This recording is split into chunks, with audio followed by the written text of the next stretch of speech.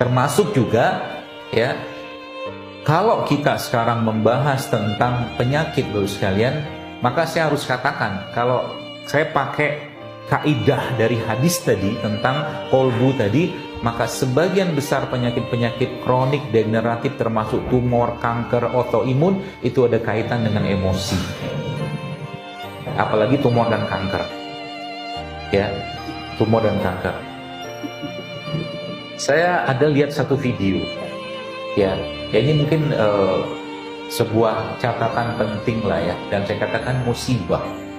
Ya, musibah bagi ya umat Islam ya di era-era fitnah seperti sekarang ini. Apa musibahnya?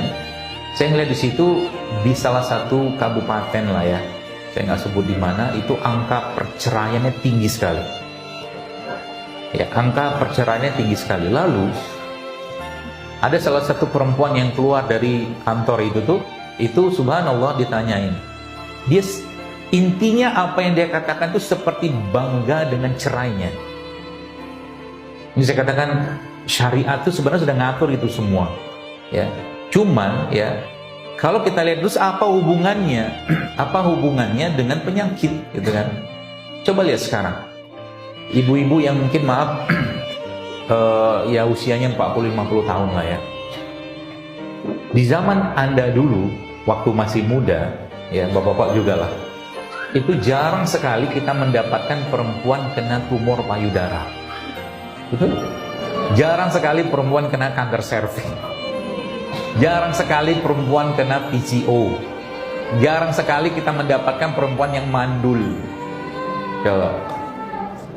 Kok bisa zaman sekarang begitu luar biasa? Kenapa? Ya manusia begitu luar biasanya, begitu bebasnya untuk mengeluarkan atau menumpuk sampah emosinya. Curiga, hasad, dendam. Ya. Kemudian apa? Kecemburuan. Ya, maka dalam Islam sekali lagi saya katakan itu dibatasi semua.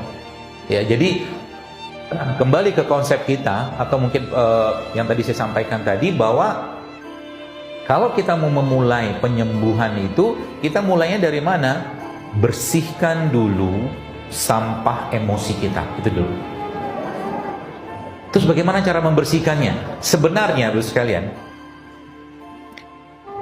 lagi-lagi Islam sudah mengajarkan, ya. Islam mengajarkan apa? Ada dua yang kita bisa pakai sebenarnya untuk menghilangkan sampah emosi tadi. Yaitu apa? Ikhlas dan sabar. Hanya itu dua. Contoh nih, ini contoh. Saya mendapatkan seorang bapak-bapak. Ya, ini kisah bapak-bapaknya sekarang. Tadi ibu-ibu terus ya. Ada tumor Pak di sini Pak. Gede banget. Ya. Tapi subhanallah sekalian, ya tentunya setelah kita tanya, ya periksa segala macam, ya kesimpulan kita ini bukan tumor biasa, tapi tumor dendam. Ya. Saran kita apa? Rilis itu dikeluarin. Apa ya? Maaf, harus Anda maafkan. Harus Anda maafkan. Kenapa? Dalam Islam itu Allah menyuruh kita untuk memaafkan, karena kalau kita tidak maafkan, kita yang terbakar. Gitu loh.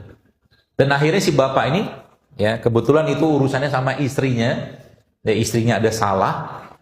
Subhanallah akhirnya dia maafkan, dan harus dideklar. Declare itu apa? Diucapkan. Ya Allah, aku maafkan dia karena engkau pecah Pak. Tumor pecah, nempes coba, gitu. Terus hilang, lama-lama hilang. Saya yang apa nanah segala macam, pokoknya gitu-gitulah. Terus mengecil gitu, seperti itu.